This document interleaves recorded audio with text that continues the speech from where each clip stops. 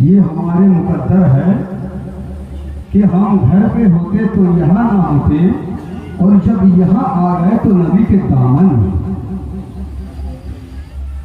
तमाम दुनिया में हर लोग चाहते हैं अपने नाम रोशन करने के लिए, और हम सब यही चाहते हैं कि नबी के गुलामी में नाम लिखाने के लिए।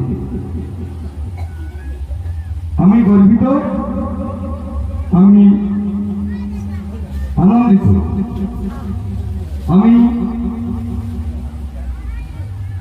এই মাদ্রাসায় যখন এসেছিলাম সর্বপ্রথম উদ্বোধনী সভায় এবং শুরুয়াতে, যাকে বীজ পোঁতা বলা হয়, তাই তো সেই বীজ পোঁতায় এসে আজকে যখন আমি